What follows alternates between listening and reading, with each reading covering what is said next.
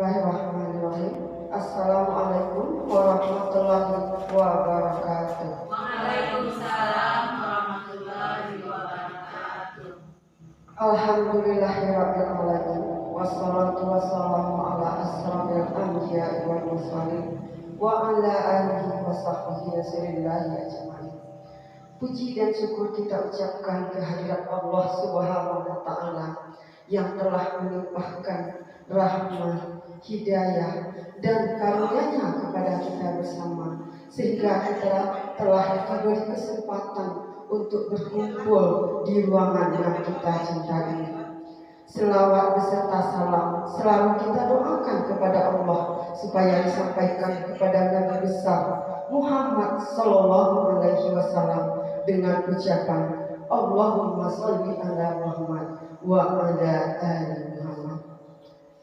Bapak dan Ibu yang saya hormati, terima kasih telah meluangkan waktu pada hari ini dalam rangka untuk memenuhi tugas saya sebagai calon guru penggerak angkatan 10 dengan tema diseminasi program pendidikan guru penggerak budaya positif pada aksi nyata modul 1.4. Jadi pada kesempatan ini saya akan menyampaikan menyebarkan pemahaman dan penerapan pengalaman budaya positif sebagaimana yang telah kami pelajari lebih kurang itu selama 2 bulan. Kebetulan pada modul 1.4 ada di sana budaya positif. Jadi sebagai seorang guru penggerak itu bertugas menyebarkan pemahaman tersebut, penerapan pengalaman budaya positif kepada teman-teman atau rekan sejawat yang berada di sekolah kita. Selamat datang para guru hebat.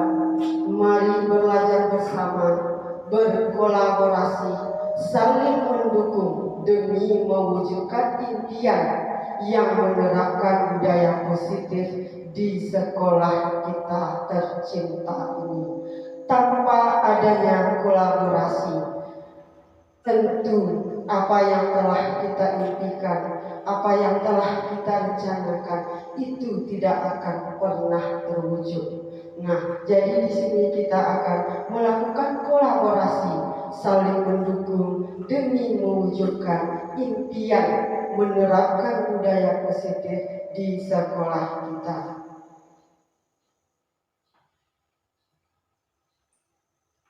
Budaya positif. Nah, bagaimana cara kita menerapkan budaya positif? Inti atau konsep inti dari budaya positif tersebut, seperti yang kita ketahui, budaya itu merupakan suatu kebiasaan positif, nilai-nilai yang baik yang akan kita terapkan kepada siswa-siswi kita di sekolah. Nah, untuk mewujudkan tersebut ada konsep inti dari budaya positif tersebut. Konsep inti ini bisa berupa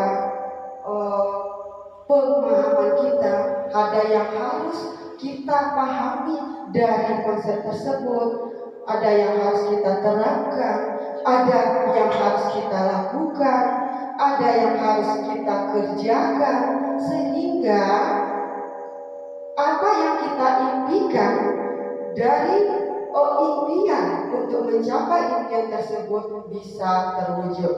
Nah, di sini ada 8 konsep inti yang pertama dulu yang harus kita pahami. Yang pertama itu perubahan paradigma baru. Nah, perubahan kita harus mengadakan perubahan baru.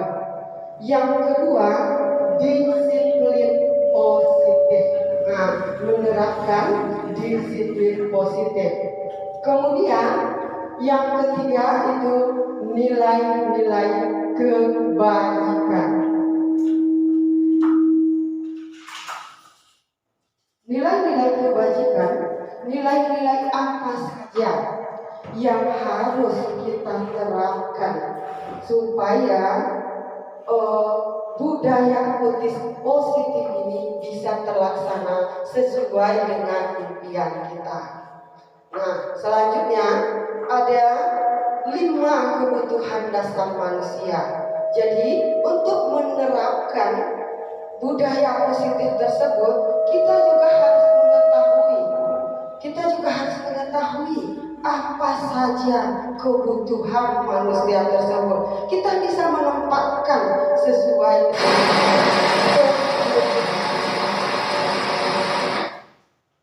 kemudian selanjutnya motivasi perilaku manusia. Nah, yang keempat, 3 motivasi perilaku manusia.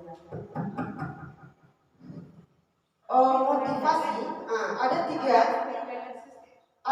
motivasi perilaku. Nanti untuk lebih jelasnya akan kita bahas satu per satu.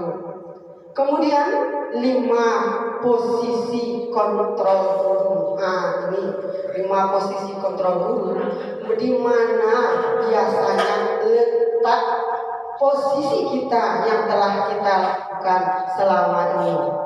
Kemudian yang tidak kalah pentingnya itu adalah keyakinan kelas. Nah, kalau biasanya mengenai keyakinan kelas ini bagi kita itu kesepakatan kelas. Nah, ini sama antara keyakinan kelas dengan kesepakatan kelas. Nah, yang terakhir untuk mewujudkan budaya positif tersebut itu adalah segitiga restitusi. Nah, nanti akan kita bahas lebih mendalam, akan kita bahas satu persatu. Nah, sebelum kita lanjut untuk membahas masing-masing konsep ini, di sini ada yang ingin bertanya dulu.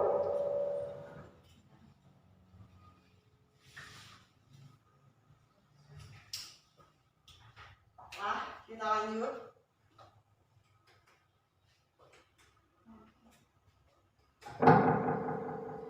Pembelajaran dengan paradigma baru.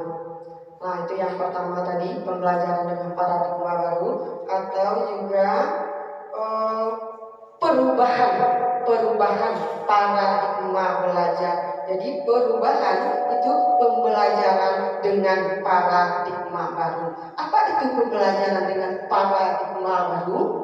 Pembelajaran yang merupakan pembelajaran yang dirancang berdasarkan prinsip pembelajaran berdiferensiasi.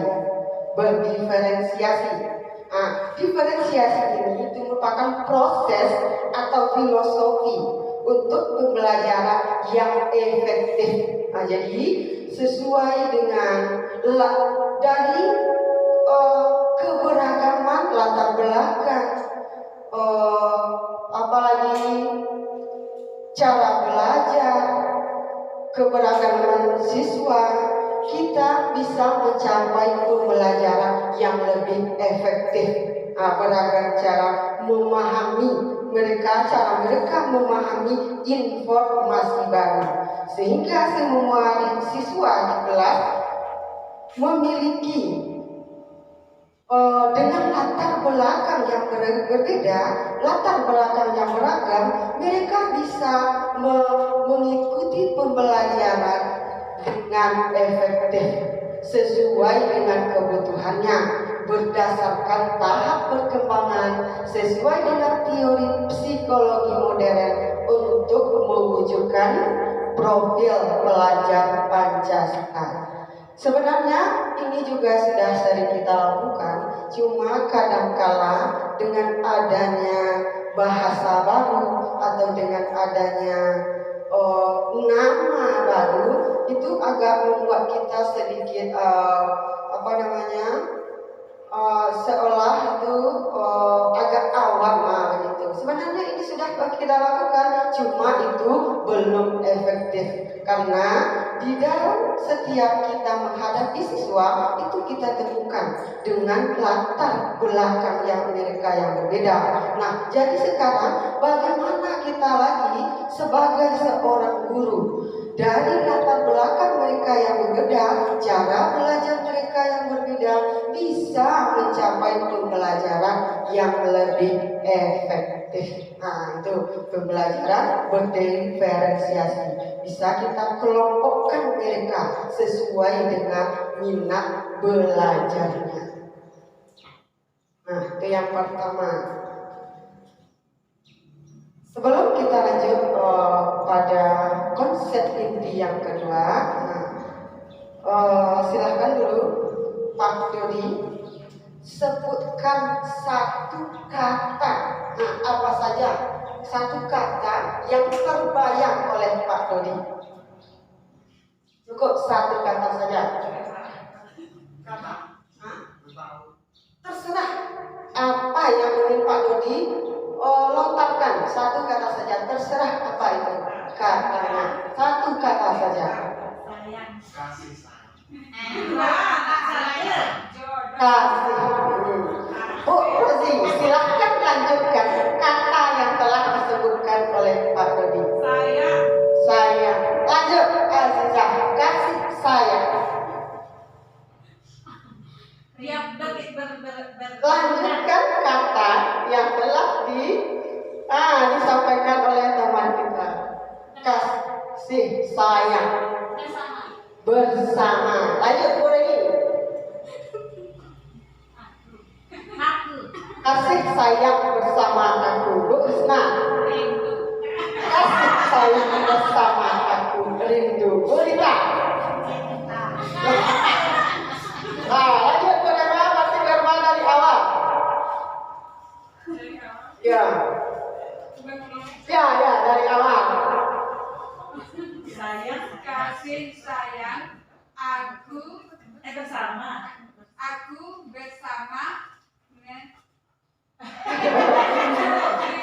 rindu cinta. Kasih sayang aku bersama rindu cinta. Cinta dan rindu. Ulang. Bersama dulu baru aku. Kasih sayang aku rindu dan cinta. Aku rindu dan cinta. Tunggu. Kasih sayang bersama aku rindu cinta. Lah, tambahkan lagi. Kasih sayang aku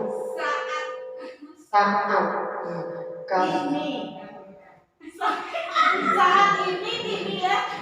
Wah, boleh. Lanjut.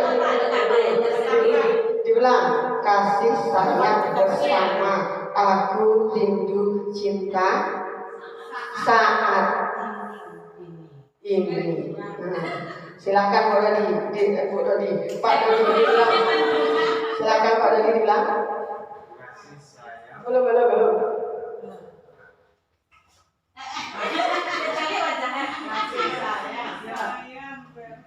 Kasih sayang bersama aku rindu cinta sangat ini. Ulangi lebih cepat. Kasih sayang selama kasih sayang bersama rindu cinta saat ini. Ulang. Kasih sayang bersama aku rindu cinta saat ini. Untuk selamanya.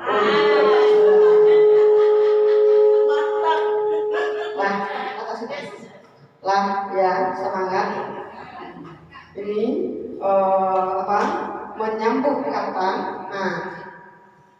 berpikir cepat. Nah, berpikir cepat yang biasanya ini diberikan waktu langsung menyambung. Jadi tidak apa yang teringat saja langsung disambung. Nah, jadi sekarang kita sudah menyambung kata dari 8 subkata. Kasih sayang bersama aku, rindu cinta saat ini. Nah, ya Pak Dadi? Ya lebih fokus. Nah, kita lanjut. Berarti baru yang pertama, kita lanjut yang kedua. Nah, sampai di sini ada pertanyaan dulu? Tidak? Kalau tidak, kita lanjut. Nah, siapa yang ingat yang kedua? Pertama tadi perubahan paradigma baru. Yang kedua.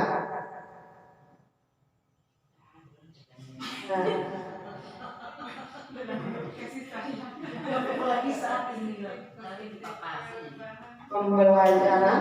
Nah, jadi yang kedua disiplin positif. Nah, jadi yang kedua inti konsep dari penerapan budaya positif adalah disiplin positif. Dalam keyakinan kita, makna kata disiplin cenderung dimaknai suatu yang dilakukan seseorang terhadap orang lain untuk memperoleh kepatuhan. Nah, jadi sering kita mengaitkan antara disiplin ini dengan kepatuhan. Orang yang disiplin itu adalah orang yang patuh. Nah, anggapan kita. Yang sebenarnya yang disiplin itu merupakan suatu proses. Nah, suatu proses walaupun itu berasal dari peraturan.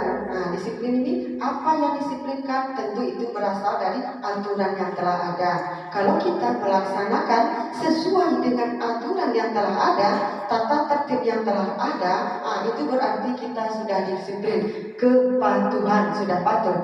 Yang sebenarnya disiplin itu merupakan suatu proses belajar. Proses belajar, proses yang dilaksanakan dalam pembelajaran. Nah, masuk disiplin. Kata disiplin ini berasal dari kata disiplina yang artinya belajar. Disiplina yang artinya belajar. Disiplin mengacu pada disiplin diri. Nah, jadi yang pertama memang disiplin tersebut itu pertama itu mengacu pada disiplin diri yang memiliki tanggung jawab terhadap apa yang dilakukannya. Jadi memang melaksanakan sesuatu itu mulai dari diri terlebih dahulu, termasuk juga dengan disiplin diri. Memiliki tanggung jawab terhadap apa yang dilakukan berdasarkan nilai-nilai yang diyakini. Nah, di sini ada juga siswa melaksanakan aturan, ada ia yang melaksanakan itu sesuai dengan yang telah kita tetapkan. Kemudian ada yang melaksanakan sesuai atas kehendaknya. Kehendaknya itu yang dilakukannya itu berdasarkan keyakinan yang ada di dalam dirinya. Contohnya kita terapkan disiplin itu memakai sepatu ke sekolah berwarna hitam. Tetapi ada di antara siswa kita ini yang masih memakai sepatu berwarna putih. Nah, saya masih memakai sepatu berwarna putih. Mungkin itu dia lakukan sesuai dengan nilai-nilai yang diyakininya, yang diyakininya. Nah, yang kedua, disiplin positif merupakan salah satu penerapan disiplin yang bertujuan untuk menumbuhkan kesadaran serta memberdayakan peserta didik tanpa imbalan. Penghargaan atau reward maupun ancaman atau hukum. Jadi ada di antara siswa ini yang melaksanakan disiplin tersebut tidak mengharapkan imbalan, tidak mengharapkan penghargaan, ancaman maupun hukuman. Nah, di sini kadang setelah kita mengetahui dari disiplin positif ini, Kadang kita merasa berdosa, kadang kita merasa bersalah. Karena memang bagi kita selama ini untuk menerapkan disiplin ini, kita sering mengadakan kepada mereka atau memberikan kepada mereka berupa ancaman, berupa hukuman, berupa penghargaan atau imbalan. Nah, sebenarnya kalau kita bawa kepada disiplin positif, itu jangan kita disarankan untuk jangan memberikan reward yang berlebihan, karena itu bisa nanti akan berakibat tidak baik. Akan berakibat tidak baik. Kalau yang sebenarnya setiap metode atau cara yang dilakukan tentu tidak ada kesempurnaan. Namun ketika kita menghadapi siswa yang demikian, kita menerapkan disiplin, itu kita disarankan untuk tidak terlalu berlebihan dalam memberikan reward. Selanjutnya, sebagai pendidik, tujuan kita adalah menciptakan peserta didik yang memiliki disiplin diri, sehingga mereka bertindak mengacu pada nilai-nilai kebajikan universal dan mempunyai motivasi intrinsik dalam perubahan perilaku ke arah yang lebih baik. Motivasi intrinsik, motivasi yang berasal dari dalam dirinya, bukan karena ia takut untuk dihukum, bukan karena ia ingin mengharapkan imbalan, bukan karena ia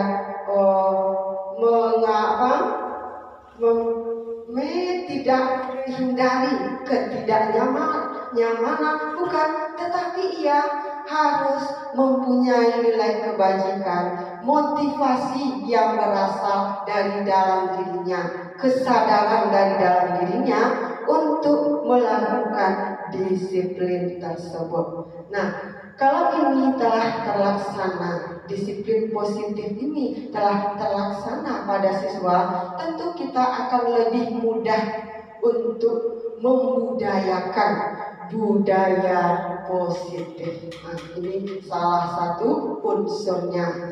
Unsur yang kedua dengan disiplin positif, mengurangi atau tidak berlebihan dalam memakai reward, mengurangi atau tidak menggunakan lagi ancaman atau hukuman. Kita coba berangsur-angsur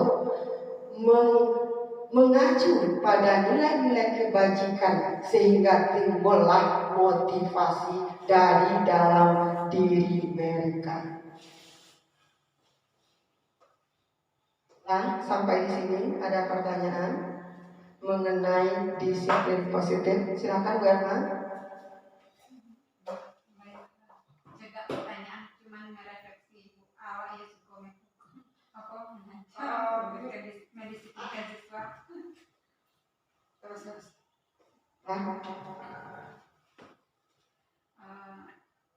Sebenarnya bukan pertanyaan, tapi dari penyampaian pemateri tadi saya dapat menemukan introspeksi, refleksi bagi diri saya selama ini. Mungkin selama ini saya sering menyuruh anak, mendisiplinkan anak dengan memberikan hukuman mungkin, atau reward. Siapa yang mau, nanti ibu beri. Atau kalau kalian tidak melakukan, nanti pilih sampah seperti berbaris. Jadi untuk refleksi mungkin selanjutnya bisa melakukan yang seperti pemateri sampaikan. Tidak melebih-lebihi dalam memberikan hukuman ataupun reward. Terima kasih. Ya, terima kasih kepada Bu Erma. Sebenarnya sebelum kita menerima materi ini, sebelum kita tahu tentang materi ini, semua guru, termasuk juga saya, juga pernah melakukan itu. pernah melakukan. Jadi dari sekarang kita coba secara berangsur-angsur untuk menerapkan disiplin positif ini, karena itu juga akan berakibat kurang efektif. Nanti pada inti yang selanjutnya itu adalah lebih mendalam membahas mengenai ketika membahas posisi kontrol. Posisi kontrol itu mengacu kepada guru sebagai pendidik. Dan posisi kontrol nanti akan lebih kita bahas. Itulah tujuannya. Jadi setelah kita menjadi pendidik, kadang-kala kita berpikiran apa ilmu yang telah kita peroleh ketika kita menuntut ilmu rasanya sudah cukup untuk kita bawa di depan siswa-siswi kita. Ternyata itu belum cukup. Kita harus terus menimba ilmu. Kita harus terus mencari pengalaman untuk menghadapi siswa-siswi ini. Terima kasih kepada Bu Emma. Sekarang kita lanjut. Yang ketiga, boleh ingat yang ketiga, konsep inti budaya positif. Pak Dodi, konsep disiplin. Disiplin tadi. Dalam kita menerapkan disiplin tadi ada dengan identitas gagal. Jadi disiplin yang telah kita cobakan tadi, bagaimana ia dikatakan identitas gagal? Pertama, pemberian hukuman. Kita bandingkan dengan penghargaan. Ini penghargaan seperti tadi, penghargaan yang berlebihan. Ternyata itu adalah konsep disiplin dengan identitas gagal.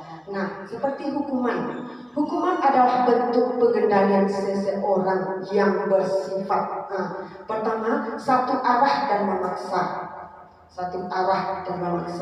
Tanpa dijelaskan, mungkin Bapak Ibu sudah tahu. Yang kedua, murid tidak tahu apa yang akan terjadi dan tidak dilibatkan, karena itu datang secara tiba-tiba. Jadi dia tidak tahu yang nama saja hukuman. Hukuman tersebut tidak terencana, secara tiba-tiba. Tidak ada kesepakatan sebelum dan sesudahnya. Ketika mereka melanggar aturan disiplin yang telah kita tetapkan, kita langsung memberikan hukuman. Kemudian dapat berupa fisik maupun psikis dengan kata-kata maupun perbuatan. Jadi kata-kata yang kita lontarkan yang mungkin tidak pembicaraan dengan murid itu juga termasuk ke dalam bentuk hukuman. Fisik, psikis, kata-kata maupun perbuatan. Seperti mungkin juga saya sendiri dengan tatapan wajah saja itu bisa mengontrol siswa yang telah melanggar dari aturan. Ternyata itu juga berupa hukuman. Bisa saja dengan membesarkan mata, merapatkan gigi, ternyata itu termasuk hukuman. Dan hukuman tersebut merupakan konsep disiplin yang gagal. Di saat itu kita merasa bangga, kita merasa berhasil mendidik dengan gaya yang telah kita berikan, karena bisa itu mengontrol siswa kita. Ya kan? Bisa mengontrol siswa kita. Ternyata apa yang kita lakukan itu belum tepat. Tidak baik yang kita lakukan tersebut. Masuk ke dalam identitas gagal.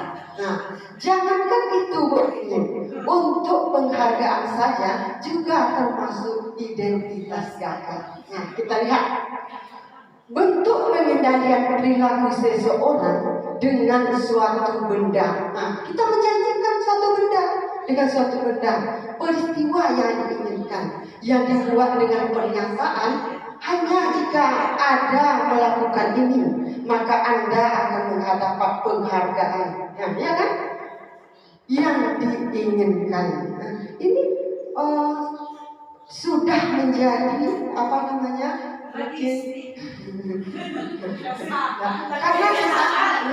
karena kita belum memahami apa itu disiplin positif. Karena kita belum memahami. bukan pula kita salah, bukan pula. Nah, bukan pula, tapi kita belum memahami. Kadang kita tahu, cuma kita belum menerapkan. Belum menerapkan. Penghargaan yang mendapat penghargaan yang diinginkan. Mengapa ia dikatakan itulah segala sesuatu yang dilakukan itu kembali atau berpedoman kepada keyakinan kelas yang telah kita buat. Nah, di sini kadang kita di dalam hati kita sudah tahu apa yang akan kita lakukan. Kita sudah tahu apa yang telah selama ini mungkin salah yang kita lakukan. Nah, ada pertanyaan? Lanjut Bu Reni. Lanjut. Nah, pas.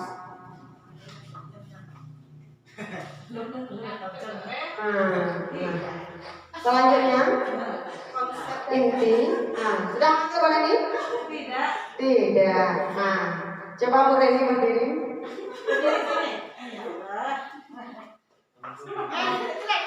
Kan cukup? Di belakang saya. Duduk saja lah Bu Reni. Pagi tepuk 1, siang tepuk 2, malam tepuk 3. Nanti akan semakin cepat. Siapa salah berarti dia kalah. Cepat Pak Doni. Pagi. Nah, diulangi instruksinya lagi. Bu Roza tidak konsentrasi. 1, kalau dibilang pagi berarti tepuk 1, siang tepuknya 2, malam tepuknya 3. Nanti akan semakin cepat. Pagi, siang, malam. Pagi, siang, malam. Yang serentak yang ini. Pagi, siang, malam. Pagi, siang, malam, malam.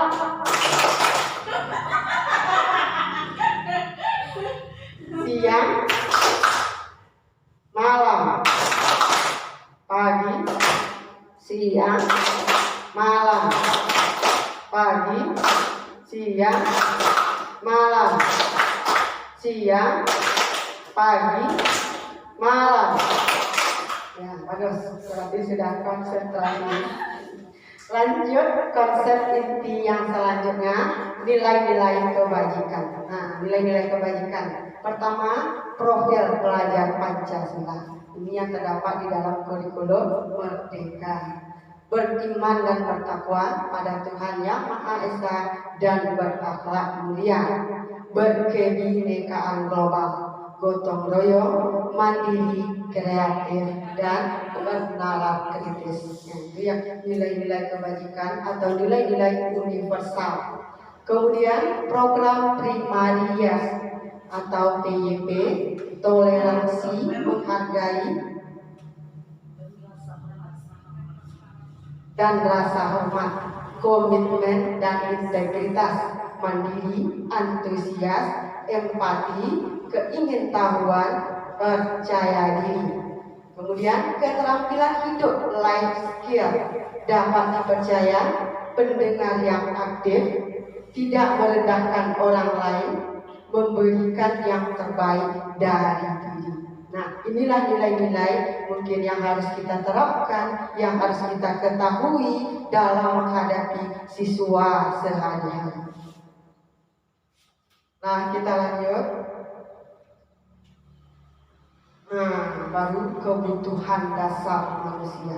Jadi ketika kita menerapkan budaya positif, menerapkan disiplin positif, kita harus tahu dulu apa kebutuhan dasar manusia. Jangankan siswa, mungkin kita saja sebagai seorang guru tidak mau kita dihakimi, tidak mau kita ditegur sembarangan, apalagi itu siswa. Jadi kita harus paham dulu mengenai kebutuhan dasar manusia. Kebutuhan dasar manusia adalah sesuatu yang kita lakukan untuk mendapatkan sesuatu yang kita inginkan. Nah, jadi yang kita lakukan ini untuk mendapatkan sesuatu yang kita inginkan. Tidak mungkin seorang bersusah payah melakukan kegiatan dari pagi sampai sore kalau tidak ada yang dia inginkan. Seluruh tindakan yang dilakukan memiliki tujuan tertentu dan semua usaha riba yang kita lakukan dalam rangka agar kebutuhan dasar kita terpenuhi dengan baik. Apa saja kebutuhan dasar tersebut? Nah, ada 5 kebutuhan dasar manusia. Siapa yang tadi yang kasih sayang? Sayang apa tadi ya? Kasih Pak Dodi, sayang Bu Dodi. Bersama Azizah, aku Bu Dodi. Nah, pertama bertahan hidup. Nah, kebutuhan dasar manusia itu bertahan hidup. Yang kedua, kasih sayang dan diterima. Kasih sayang dan rasa diterima. Kemudian penguasaan, kebebasan, dan kesenangan. Nah, kebutuhan dasar bertahan hidup itu berupa makanan, pakaian, tempat tinggal, kenyamanan, dan kesehatan. Kasih sayang dan rasa diterima, pedulikan, berbagi, kerjasama, menjadi bagian di dalam kelompok. Apalagi itu di dalam suatu organisasi, adanya kolaborasi, bekerja sama antara yang satu dengan yang lainnya, karena itu merupakan suatu kebutuhan. Nah, demikian juga dengan pembelajaran kita di dalam kelas. Nah, jadi siswa-siswi tersebut adanya yang menerima kasih sayang dan rasa diterima oleh seorang guru. Nah, yang ketiga, penguasaan, harga diri, keinginan untuk dianggap, memimpin, berprestasi, diakui dan didengar. Diakui dan didengar. Itu yang sehari-hari kita hadapi dengan siswa-siswi di dalam kelas. Kadang di antara mereka itu ada yang tidak sempat kita mendampingi mereka. Ada yang di antara mereka yang kurang perhatian bagi kita. Nah, ternyata itu merupakan kebutuhan dasarnya untuk dianggap, diakui, didengar. Nah, lanjut kebebasan. Nah, mereka ternyata manusia ini juga mempunyai kebutuhan dasar kebebasan, mandiri, memiliki pilihan, mencoba hal baru, mampu mengendalikan dirinya. Dan yang terakhir, kesenangan. Nah, kesenangan bermain, humor, antusiasme, dan tertawa. Nah, cuma kadang-kadang siswa-siswi kita yang lebih banyak itu mengenai kebutuhan kesenangan. Dalam belajar juga tertawa, dalam belajar juga bermain. Nah, mungkin di siswa tersebut lebih banyak kebutuhan kesenangan. Nah, ya, itulah 5 kebutuhan dasar manusia. Kita lanjut. Nah, ini posisi kontrol. Nah, ini posisi kontrol seorang guru terhadap siswanya. Ada 5 posisi kontrol. Pertama, penghukum. Nah, seperti yang telah kita sebut tadi, baik itu berupa fisik maupun psikis. Kemudian, pembuat rasa bersalah. Dengan kata-kata yang kita ucapkan membuat mereka merasa bersalah. Yang ketiga, sebagai teman. 4, sebagai pemantau. Dan yang terakhir, ini manajer. Banyak yang tinggal sebagai manajer. Nah, kelima posisi kontrol ini, nah seperti yang sampaikan tadi, kadang kita sudah merasa berhasil, sudah merasa bangga dengan apa yang kita lakukan kepada siswa. Ternyata apa yang kita lakukan belum tepat. Nah, kita lihat satu dulu. Kita lihat yang pemantau.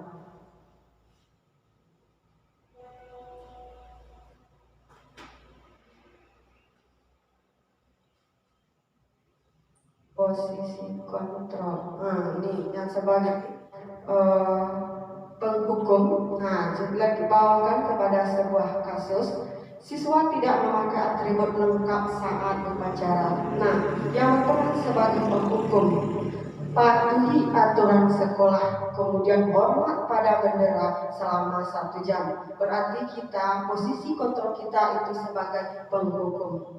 Nah, yang kedua, pembuat rasa bersalah. Nah, ketika terjadi hal yang demikian, ternyata seorang guru mengatakan berapa kali ibu harus memberitahu, ibu merasa kecewa dengan kamu. Itu kata kita kan itu sudah bagus, sudah baik, dan kita rasanya sudah berhasil dalam mendidik mereka. Ternyata itu posisi kontrol pembuat rasa bersalah. Ibu sangat kecewa dengan kamu. Tidakkah engkau sayang dengan orang tuamu? Itu termasuk membuat mereka merasa bersalah. Nah, boleh silakan Pak Dani. Dari ekspresi wajah dan kata-kata, jadi membuat mereka merasa bersalah. Nah, di saat ini kita merasa sudah berhasil, ternyata itu mungkin belum tepat. Nah, yang ketiga, posisi kontrol kita sebagai teman. Nah, sebagai teman.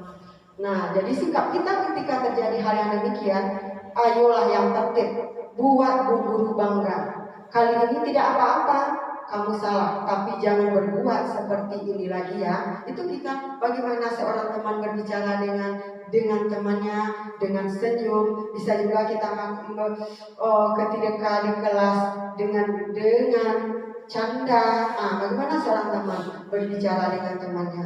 Nah, itu berarti posisi teman. Kemudian lanjut dengan posisi pemantau. Kamu sudah melanggar apa peraturan dan konsekuensinya? Setelah upacara, kamu pergi ke koperasi dan beli atribut baru dan jangan diulangi lagi. Nah, ternyata ini konsekuensi yang telah dibuat di kelas. Kalau seandainya ada yang melanggar aturan atau tidak memakai atribut di sekolah, itu harus dibeli lagi. Nah, ternyata itu konsekuensinya, maka kembali kepada konsekuensi. Berarti diingatkan, setelah upacara kamu pergi ke koperasi dan beli atribut baru. Berarti itu sebagai pemantau. Kita hanya memantau, kita mengingatkan sesuai dengan kesepakatan dan keyakinan kelas yang telah kita buat. Kalau memang ia melanggar, apa kesepakatan yang telah kita buat? Dibeli lagi bu, silakan dibeli. Nah, itu sebagai pemantau. Nah, yang terakhir, manajer. Apakah kamu tahu kesalahanmu ketika manajer ini? Kira-kira bagaimana kamu akan memperbaiki kesalahanmu? Ditanya dulu. Apakah ia tahu kesalahannya? Kemudian bagaimana memperbaiki kesalahan tersebut? Nah, di sini jadi sebagai seorang guru, tempatkanlah diri kita pada posisi kontrol, pemantau dan manajer. Sebagai posisi pemantau dan manajer. Sampai di sini ada pertanyaan? Bu senang? Lanjut aja, ya. Sudah paham? Pas. Nah, sekarang kita masuk pada keyakinan kelas. Masih ingat Bu Leni keyakinan kelas yang nomor berapa tadi? Nomor 7, dia 8 semuanya, tinggal 1 lagi. Nah, ini keyakinan kelas. Mengapa dikatakan keyakinan? Bukan peraturan. Mengapa yang dikatakan keyakinan? Bukan peraturan. Karena ini merupakan kesepakatan antara guru dengan siswa. Kita sepakat, kita yang membuat bersama-sama. Kalau seandainya ada yang melanggar, pun kita yang menentukan apa konsekuensi yang akan dilakukan. Nah, pembentukan keyakinan kelas. Pertama, ia bersifat lebih abstrak dari peraturan. Lebih jelas, lebih abstrak dari peraturan. Yang kedua, berupa pernyataan universal. Dibuat dalam bentuk pernyataan positif. Sesuai dengan kondisi sekolah, kelas, dan mudah diterapkan. Semua warga sekolah kelas dilibatkan dalam membuat keyakinan kelas tersebut. Keyakinan kelas ditempel di tempat yang strategis dan sering dilihat. Boleh kita membuat keyakinan kelas berupa tempelan-tempelan seperti ini. Jadi kita minta dari mereka pendapat mereka masing-masing. Dan itu ditempel di dinding. Jadi setiap hari mereka bisa melihat apa kesepakatan yang telah pernah kita buat. Jadi ini sebenarnya sudah kita lakukan. Nah, cuma belum efektif. Kalau biasanya di awal semester ini kita lakukan yang namanya kesepakatan kelas itu ditulis di awal halaman, di halaman buku tulis paling awal. Nah, kan begitu. Ternyata kurang efektifnya itu mereka jarang melihat, mereka jarang membaca. Sekarang yang telah kita buat ditempel di dinding kelas sehingga mereka bisa melihat setiap saat apa keyakinan kelas yang telah kita buat, apa keyakinan kelas yang telah kita sepakati. Karena keyakinan kelas ini merupakan pedoman patokan kita apabila terjadi pelanggaran-pelanggaran yang tidak sesuai dengan kesepakatan yang telah kita buat. Tanya kepada mereka, nah, apa konsekuensi yang telah kita buat dan apa yang harus mereka lakukan kalau mereka melanggar dari keyakinan kelas yang telah dibuat tersebut. Nah, jadi untuk awal semester nanti itu kita mulai, karena setiap kelas itu berbeda. Keyakinan kelas berbeda, kesepakatan kelas juga berbeda, dan kita nanti akan membuat keyakinan sekolah, kesepakatan sekolah yang umumnya di kelas masing-masing kelas dibuat, kemudian keyakinan sekolah juga nanti akan kita buat. Kita coba berproses. Nah, ini mengenai keyakinan kelas. Kemudian kita lanjut yang terakhir, segitiga restitusi. Tadi restitusi. Nah, sekarang itu ada tahapnya, ada 3, namanya segitiga restitusi. Segitiga restitusi ini suatu proses dialog yang dilakukan oleh seorang guru agar menghasilkan murid yang mandiri dan bertanggung jawab. Dengan mencarikan solusi, berdialog dengan mereka, mencarikan solusi untuk permasalahan mereka sendiri. Mana itu dia yang segitiga restitusi? Nah, ini dia yang segitiga restitusi. Pertama, menstabilkan identitas.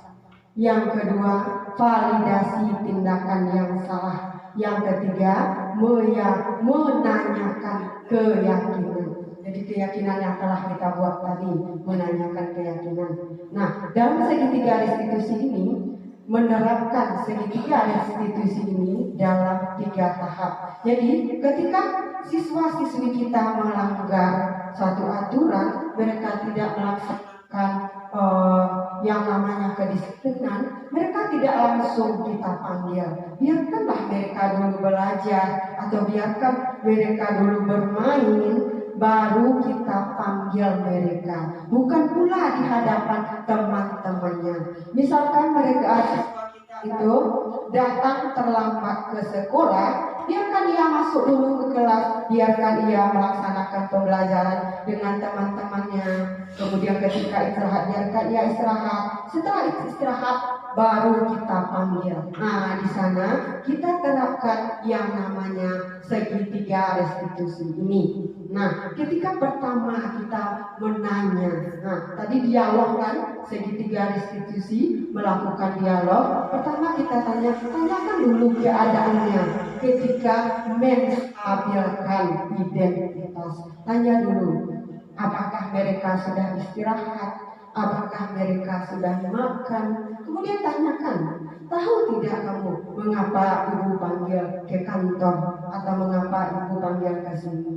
Nah, tidak tahu Bu. Nah, dia berbilang atau dia sudah merasa, tapi dia tidak mau mengaku. Nah, kemudian setelah ia katakan, atau kita pancing dulu dengan pertanyaan sampai ia mengatakan apa yang ia lakukan di pagi tadi. Nah, setelah ia katakan, mungkin karena terlambat datang Bu, karena hampir selesai berbaris baru saya datang. Nah, iya, kamu tadi terlambat datang ke sekolah. Nah, di sana bagaimana cara kita menstabilkan identitasnya? Dia sudah mengaku bahwa dia salah, terlambat datang, atau dia sudah mengaku tidak membuat PR. Nah, baru kita stabilkan. Setiap orang pasti pernah berbuat salah. Setiap orang pasti pernah berbuat salah. Pasti pernah berbuat. Kalau terlambat, pasti semua orang pasti berbuat terlambat. Ibu pun, ibu pernah ibu terlambat baik dan di sekolah maupun menghadiri suatu rapat. Bukan kamu orang yang pertama melakukan hal tersebut. Nah, itu ketika kita menstabilkan. Jadi mereka tidak merasa cemas, mereka tidak merasa takut. Nah, mereka tidak merasa takut. Kamu bukan satu-satunya orang yang pernah berbuat salah. Setiap orang pernah melakukan kesalahan, termasuk juga ibu. Nah, ketika itu kita menstabilkan dulu. Nah, setelah itu ketika validasi tindakan yang salah, nah kita validasi tindakan mereka tersebut. Nah, kamu tentu punya alasan mengapa melakukan hal itu. Mengapa kamu tadi datang terlambat? Apa alasannya kamu terlambat? Nah, kemudian mereka akan menyampaikan beberapa alasan, akan menyampaikan beribu-ribu alasan sepertinya yang menjadi pameo, begitu kan? Kemudian, adakah cara yang lebih efektif untuk mendapatkan apa yang kamu butuhkan? Nah, ketika alasan mereka telah keluar, nah baru kita berpedoman kepada keyakinan kelas yang telah kita buat. Di saat kita masuk pada keyakinan kelas, ingatkah kamu dengan apa konsekuensi keyakinan kelas yang telah kita buat? Ingat Bu, mereka akan berkata demikian. Apa yang telah kamu anggap? Nah, lambat, jadi konsekuensi yang harus dilakukan adalah itu. Mereka sendiri yang mengatakan, karena itu sudah mereka lihat setiap saat, sudah mereka baca, mereka sudah tahu. Jadi mereka sendiri. Jadi apa yang harus kamu lakukan? Kamu ingin menjadi orang yang seperti apa? Jadi apa yang harus kamu lakukan? Nah, kita carikan solusinya. Tanya mereka dulu. Nah, jadi yang banyak, yang mana? Nah, disitulah peran kita sebagai seorang guru dalam menerapkan segitiga restitusi. Karena Bapak Ibu, karena itu yang harus kita sadari. Siswa-siswi kita ini umurnya baru berapa? Mereka baru umur dari puluhan sampai belasan. Ya, puluhan, mulai dari umur 7 sampai 12 mereka tamat. Nah, umur kita sudah berapa? Sudah 40, 45 sampai 60. Pengalaman yang sudah kita dapat sudah berapa? Sementara mereka baru hanya mendapat pengalaman seberapa. Jadi kita sebagai seorang guru yang harus mengalah dalam menghadapi ini semua. Mereka memang belum tahu. Nah, mereka belum tahu. Jadi janganlah pernah disalahkan siswa-siswi tersebut, karena itulah baru pengalamannya. Jadi kita yang telah memiliki pengalaman yang lebih, kita lah yang harus mengalah. Apa yang harus kita lakukan terhadap siswa-siswi yang menghadapi siswa-siswi yang demikian tersebut. Nah, itu kita bandingkan. Kemudian di dalam menerapkan reward tadi, ketika kami Zoom dengan instruktur, ada salah seorang di antara teman CGP yang rasanya masih belum menerima, katanya, mengenai penghargaan ini akan mematikan kreativitas. Itu pertanyaan dari bapak tersebut. Kok sampai saya masih belum menerima, kata beliau. Kemudian dijawab oleh instruktur, saya tidak mau pula untuk mengatakan tidak dan tidak mau pula untuk mengatakan iya, karena itu tergantung juga pada situasi dan kondisi. Contohnya kata beliau, ketika Bapak berdiri di tempat duduk Bapak sekarang atau di kondisi Bapak sekarang, saya berada di kondisi saya sekarang. Bapak mengatakan itu adalah 4, saya mengatakan 6. Tapi di suatu saat saya berada di posisi Bapak, ternyata itu memang 6. Berarti itu tergantung pada situasi dan kondisi. Tidak pula itu sudah menjadi apa?